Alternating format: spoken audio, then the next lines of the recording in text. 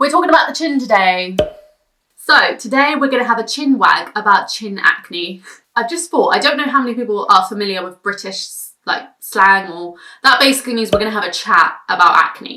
I do usually do a lot of my videos barefaced, but I am out after this, so we're going to deal with the makeup. Here on my channel I share my journey with acne, stubborn hyperpigmentation, and everything in between. If you enjoy that kind of content, then please subscribe down below, like this video if you find it helpful, and let's just get straight into it. So to start with, the chin acne that you're about to see in these images is a kind of chin acne that I've been dealing with for a long time. I would have these breakouts that tended to erupt either overnight or during the day. I've had it where I was at work, going about my business, and by the end of the day I had a load of whiteheads that weren't there in the morning. Obviously they were forming, obviously I had clogged pores that then led to these whiteheads. Overall I was not prepared for them. I wanted to start with the fact that I feel like this is a very specific type of acne. I'm not here to diagnose anyone, but it definitely reacted differently to the other acne that I had on my cheeks, for example. Being that my chin in particular, was very easily disrupted, very easy to break out, especially if it was humid out, particularly in the summer. Definitely when my skin was overly oily. That generally if you have oily skin and your skin is producing a lot of oil, it's likely to clog your pores, lead to breakouts, etc. So as you can imagine, those times when my skin was very oily, my chin was the area that seemed to just erupt. I was still having cheek acne, but my chin was somewhere where it was like, I'm going to give you a load of mass spots all at once, tiny zits that are quite poppable, but full of pus, essentially. Obviously, these spots were full of pus, and the urge to squeeze them all was there, and sometimes I did, sometimes I didn't. Disclaimer alert, I am calling these spots whiteheads. Technical term would be pustules. However, the general population and people like myself, due to familiarity, call these whiteheads. So that is what they will be described as throughout this video. I'm really hoping I'm in focus. So I want to get straight down to how I cleared my chin acne. Firstly, my chin has not broken out in a year. So I might have had one very minor spot here and there, but nothing compared to what I was getting, and no deep pustule spots, which I've also had in the past on my chin. It has been very unproblematic, which is amazing to me. And the reason I share this video is because in some of my Tretinoin updates, people have said my chin is similar, my chin is the same, my chin reacted exactly as yours did. And it just made sense to make a video on this and really let you know what I did and what other people have done as well. So chin is not broken out, therefore I want to make this video and let you know that these things work. First thing I'm going to start off with is I switched my Tretinoin. If you are on a Tretinoin and you're dealing with a similar thing, you may want to look into your formulation. I'm not going to make any bold claims about certain brands, but the Tretinoin that I was originally using, the Ketorel 0.5 cream, was not helping that area. I can't say it was causing, but I can definitely say that it was not helping to clear that chin acne. It did not do anything for that. In a lot of my updates when I was using Ketorel Tretinoin cream, I was saying, you know, my chin must be continuously purging because it does not seem to be getting any better. And because my chin was so congested all the time that I felt this must be continuous purging. But it just got to a point during summer last year where I was like, surely, come on, something's not right here. My chin is just continuously breaking out and Tretinoin is not doing anything for it. Look into your formulation. Take a break from actives that you're using. Might seem a bit counteractive. Wow. But if you can go back to a simple routine, I swear to you, it's going to help your skin barrier repair. It's going to help the process as a whole. Start simple and then slowly add things in because you might be doing too much. Hold back on the salicylic acid, glycolic acid, the exfoliating and scrubbing or whatever you might be doing, and just really go back to basics. Cleanser, moisturizer, SPF, maybe your retinol or whatever you're using in the evening, but keep it simple. The ingredient that I feel helped me massively with my chin acne is Clindamycin. Clindamycin is a topical antibiotic.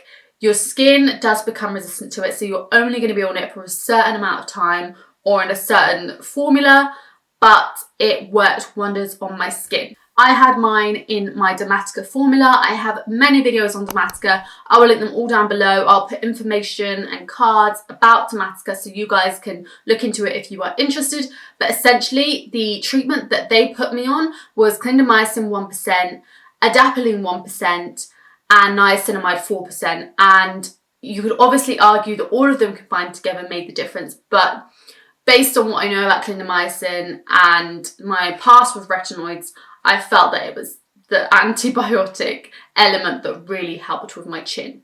Personally, my chin acne was quite itchy, it was aggravated, it was definitely irritated skin that needed healing. So I really wanted to insert the difference that I went through with my chin. So this was obviously when it was, you know, a lot of whiteheads all at once, explosive, and I've seen many episodes of this. I had not captured them all on camera, but here is an example.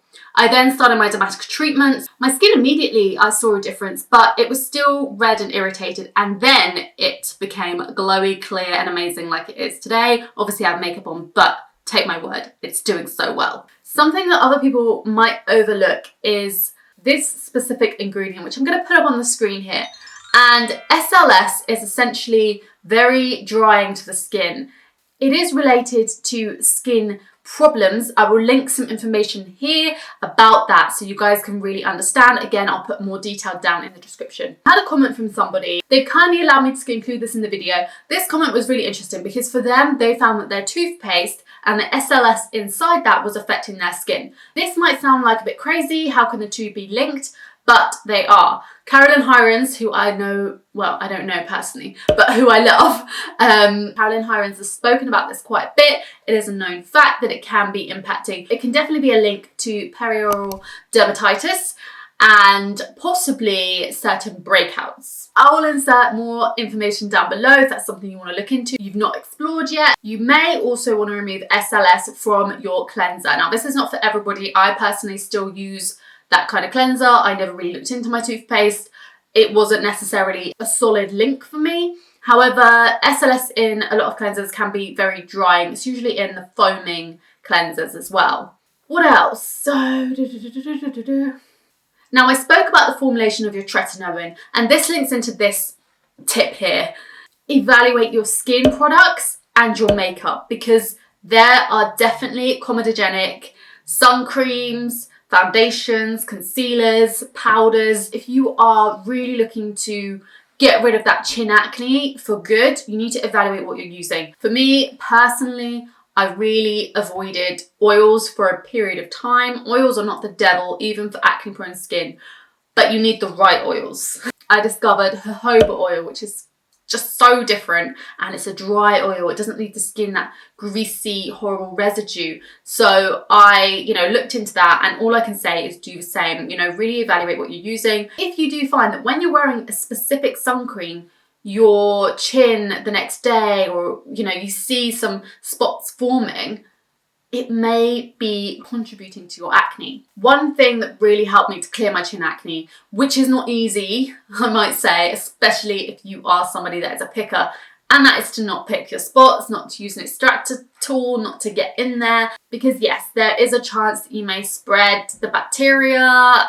It's just not worth it. But I totally understand why you want to do it. You want to wear your makeup, you don't want a bumpy surface, you just want to get the pus out because they're so juicy and all that stuff. I fully understand. But if you can leave them alone, now they will go down on their own, but if you want to help and use a spot treatment, I would definitely recommend a leave-on salicylic acid, or you can use a salicylic acid cleanser. I personally love benzoyl peroxide.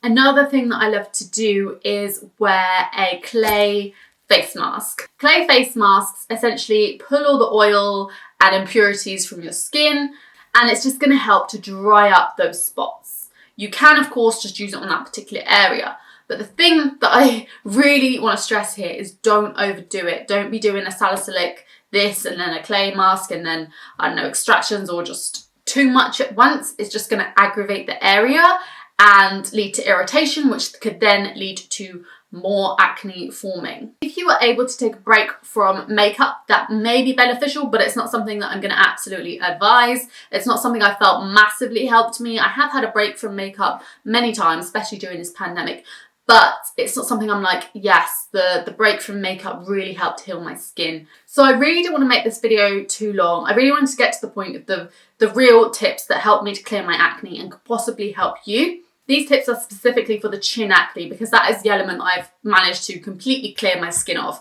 However, I am still dealing with cheek acne a lot and the stubborn hyperpigmentation that comes with that. If you guys want to see videos on that, then please subscribe down below. I will link as many as I can if you guys want to watch. I have a lot of updates and really seeing what is helping my skin, which at the moment is Tretinoin. Should you be interested in the Dermatica treatment that I mentioned, I'll put a link down below where you can get a month free and a discount from your second treatment. But I just wanted to let you know that these are my tips. I wish you all the best. If you have anything else that I might have missed out, please link it down below. Well, link it. Please pop a comment down below and I'll be happy to reply to you. Thank you so much for watching, guys, and I'll see you in my next video. Bye!